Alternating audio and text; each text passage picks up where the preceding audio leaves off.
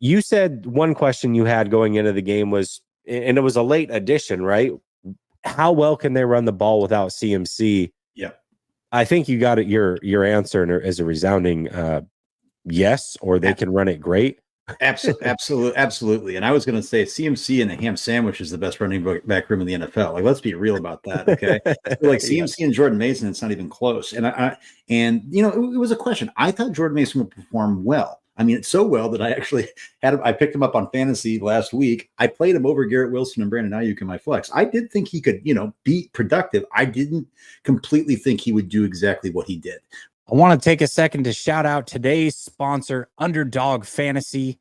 Promo code LSS. Link is in the description. Right now, Underdog Fantasy has a promotion where if you use my promo code, you will get 50% deposit match up to $1,000 and one free pick. An example of a free pick was week 1, Travis Kelce, 1 yard gained. If you added him to any of your slips, you were an automatic winner on that pick. And you can play daily fantasy, weekly fantasy, yearly fantasy, all best ball style. Choose over unders, whatever it is that tickles your fancy. And the best part is they give you a chance to flex your picks. That means if you do a 3 pick and you're not that confident, you can hit on 2 and you come out a winner. Shout out to Underdog for always being a great sponsor. And remember, supporting our sponsors is supporting the channel. Let's get back to the video. Right. And I think what you're seeing there too is also the other question that I had that were answered questions is, how's the O-line going to hold up? There were some hiccups early with some pass protection for sure. But in that run game, boy, there's 4 of the longest runs they had all night were right behind Pooney. I think that it's so refreshing now that you can actually run to the right side of the offensive line. And you saw a lot of Jordan Mason having success on both sides of the line, particularly on the right side. I just think that bodes very well. So my question about, is the O-line going to hold up? There's still questions. I don't think that's fully answered yet. Can this run offense produce at a high level with Mason without CMC? I think the answer is yes. And the other question I had is about the run defense. We talked about this all year. We talked about this all offseason, Jess. Like, it was putrid. It was putrid. And it was the reason why they fell apart near the end of the year after Eric Armstead went out, after Cleveland Ferrell went out. Looks so much better. Malik Collins just played out of his absolute mind. Looks like it's going to be another one of those Charles Omenihu pickups. And I'll tell you this, the questions aren't answered there, but boy, that helped answer it quite a bit. Yeah, most certainly. It's I saw multiple people, and you said it as well. You played Mason in fantasy. I was down quite a bit going into tonight, and my opponent had Greg Zuerlein and Garrett Wilson. I picked up Mason because CMC was a late scratch, picked up Mason and had Debo. I ended up winning by 0.72 points. Okay, you heard it here first. The 49ers are winning the Super Bowl because Jesse won by less than a point because of picking up Jordan Mason. Just get tickets to the parade right now. I just throwing it out there. And I will be in attendance for the NFC Championship game again, which is a guaranteed win. David and I will be there. Okay, questions I had, 2 of them, really.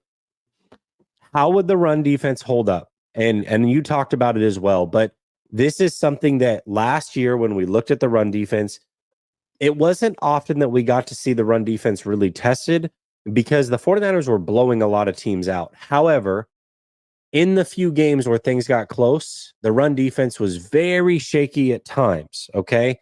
Now, they lose Eric Armstead this offseason.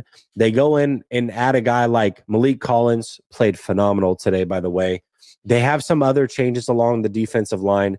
And the biggest thing for me was no Dre Greenlaw, no Hufanga. It's like, okay, well, you're going to get tested. We won't have all the answers, but you're certainly going to get tested with Breece Hall on the other side. Breece Hall is one of the better running backs in the game. If CMC is the best, Breece Hall might be the second best. He's a very, very good player, and he's a do-it-all back. Man, this 49ers run defense couldn't have been more impressive to me. What a great way to start. Completely answered that question, at least for week 1. And then the other question, obviously, is the O-line. We know that during run plays or in the run game, they can be dominant at times, but it's can they protect Brock Purdy? Now, I don't think the Jets without Reddick have the best defensive pass rush, but they have a good enough one to test at least some of these interior guys. And I feel like the 49ers offensive line did a really, really good job. So for me, both the questions I had were completely answered by the 49ers. Great job by them. Yeah, and I think this is the thing of the run defense. You mentioned Brees Hall. Like, Brees Hall's he was operating last year with the worst quarterbacking that maybe the NFL's ever seen. I mean, honestly, that sounds hyperbolic, but it's pretty true. I think Troy Aikman said the same thing tonight. And his ability to get volume and his ability to get like yards, they said, he couldn't produce in the red zone. Well, that's because they're never in the red zone, and then they were all keyed in on him with like 8-9 guys in the box. Brees Hall's legit. Right. There's a reason Brees Hall is going like number 1 in fantasy, right? Like he's a dog, like he's a workhorse. And and Brees Hall got some nice plays in there, no doubt about it. Right. But what they were able to do in neutralizing that, especially after Garrett Wilson got started, where there were some weird coverages and things like that, I felt like they just went to their bread and butter. They had a couple, misplays, but boy, I think that run defense to me makes me feel a lot better going into Minnesota. Aaron Jones looks pretty healthy, looks pretty spry still early in the season. You're going to have the Rams with Kyron Williams, and you're going to have the Patriots with Ramondre. But yeah, I think it bodes well. Yeah, and I've seen a lot of people, a couple in this chat, but a lot on Twitter actually, and some DMs talking about it as well. Really kind of questioning Bosa. I mean, listen, I know that Bosa didn't necessarily take over the game, but what were your thoughts on Bosa? People are saying he's overpaid. Here we go again. He's not doing anything. Did you have a similar thought or just any thoughts about Bosa in general? Early on, and I will say it's hard when you're not watching the all-22. It's hard when you're just watching because you're keying in, but then you want to watch the whole play, right? So you can't play it back. You can't do those things. I will say this. There were definitely times where Tron Smith was holding. I get that. It wasn't. So every time, though, when you see an offensive line from that angle with the arm like that, if they're not holding over here and the guy does, and Bosa's very famous for doing those, like hook moves underneath, that by rule, as long as they're not like if the defensive end puts his arm underneath, like they're not going to call that. And I think that Bosa's got to figure that out. And let's put it this way. There's no conspiracy against the 49ers. The 49ers got plenty of calls. The Jets had some calls that went against them, vice versa, right? Bosa's a dog, right? Obviously. But I would like to see, it took a little while for that engine to get running hot.